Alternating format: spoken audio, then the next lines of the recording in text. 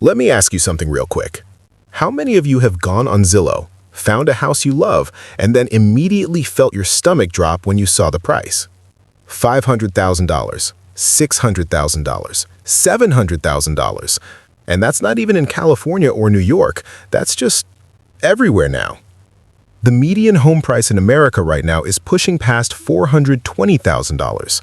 And if you're a working class or middle class American, a Walmart worker, a nurse, a teacher, a truck driver, nobody is sitting here telling you the truth. So today, I'm going to. Because trying to force yourself to afford a $500K house might actually be the worst financial decision you ever make. And I'm going to show you exactly what to do instead. Part 1. The real problem nobody talks about. Here's what a $500,000 house actually costs you. You put 20% down, that's $100,000, cash, gone, right out of your savings. Your monthly mortgage at today's interest rates?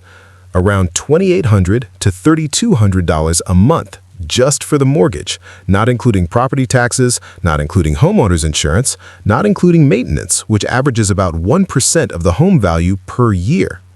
That's another $5,000 a year just to keep the house from falling apart. So realistically, you're looking at $3,500 to $4,000 a month, minimum. Now, the average American household income is around $75,000 a year. That's about $6,200 a month take-home after taxes. You do the math. You'd be spending over 50% of your income just on housing. Financial experts say you should never go above 28%. So the system is broken, and buying into it blindly is going to hurt you. Part 2. Alternative number 1. House hacking. Here's the first smart move. It's called house hacking. And working-class Americans have been quietly doing this for years. The idea is simple. Instead of buying a single-family home just for yourself, you buy a small multi-unit property, a duplex, a triplex, or a fourplex. You live in one unit, you rent out the others. Here's why this is a game changer. Let's say you buy a duplex for $300,000. Your mortgage is around $1,800 a month. You rent out the other unit for $1,200 a month. You're now living in your own home for $600 a month. That's less than most apartments. And you're building equity at the same time.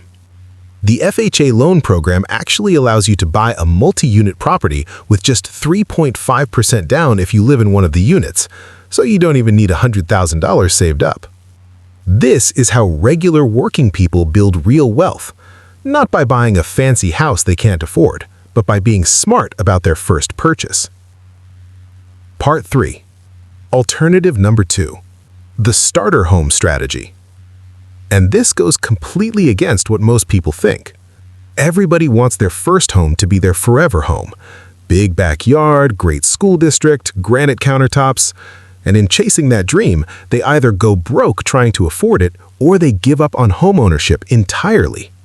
Here's what smart buyers do instead. They buy a modest home, maybe $180,000 to $220,000, in a decent but not perfect area. They live there for 5 to 7 years. They pay down the mortgage, the home appreciates, and then they sell and use that equity as a down payment on something bigger. Step by step, rung by rung. This is exactly how the middle class built wealth in the 1970s, 80s, and 90s. They didn't start in their dream home, they climbed toward it. The problem is we've been sold this idea that your first home has to be perfect. That's not a financial strategy. That's Instagram culture with a mortgage attached. Part 4. Alternative number 3. Rent strategically and invest the difference. Now I know what some of you are thinking. Oh, renting is just throwing money away. I need you to really hear me on this. That phrase is one of the most expensive lies in personal finance. Here's the actual math. Let's say you're choosing between buying a $500K home or renting a comparable place for $2,000 a month. The buyer is paying $3,800 all in. The renter is paying $2,000. That's $1,800 a month difference. Now, what if the renter took that $1,800 every single month and invested it in a simple S&P 500 index fund? Over 20 years, at an average return of 8%, that turns into over $1 million. Meanwhile, the homeowner spent 20 years stressed about repairs, property taxes, and a mortgage that felt like a chain around their neck. Now, homeownership does build equity, and there is real value in that. I'm not saying never buy. I'm saying buying at the wrong price at the wrong time can destroy your financial life. Renting strategically while you build wealth is not failure. It is a legitimate, powerful strategy. Part 5. REITs. Own real estate without the headache. Here's one more option that most working-class Americans have never even heard of. REITs. Real estate investment trusts. Think of it like this. You can't afford to buy a $50 million apartment complex, but a REIT lets you own a tiny piece of one. You invest through your brokerage account just like buying a stock. You can start with $50 or $100, and you get paid dividends from the rental income that building generates. You get exposure to the real estate market. You build wealth, but you have zero landlord responsibilities, zero maintenance calls at 2 a.m., and zero massive debt hanging over your head. For someone working a 9-to-5 who wants to build wealth through real estate, this is one of the most underrated tools available. All right, let me give you a clear, practical roadmap. Step 1. Stop chasing a number. $500K, $400K, stop fixating on a price tag and start fixating on what you can actually afford without destroying your financial life. The rule is simple. Housing costs should not exceed 28% of your gross monthly income. Step 2. Build your emergency fund first. Before you even think about a down payment, you need 3 to 6 months of expenses saved, non-negotiable. Step 3. Explore the FHA loan and first-time homebuyer programs in your state. Most people have no idea how many assistance programs exist. Down payment assistance, closing cost help. Your state may be sitting on programs you've never looked into. Step 4. Consider house hacking as your first move. Buy a duplex or triplex, let a tenant help you pay your mortgage. Build equity while you live for cheap.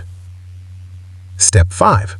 If buying isn't the right move right now, rent strategically and invest aggressively. Don't let the shame of renting stop you from building real wealth on the side. Look, I want to be honest with you. The American dream of homeownership is real. It's worth pursuing. But the version being sold to you right now, where you stretch yourself to the absolute limit to buy a $500K house you can barely afford, that's not the dream. That's a trap. The families that actually build generational wealth don't do it by buying the biggest house they can squeeze into.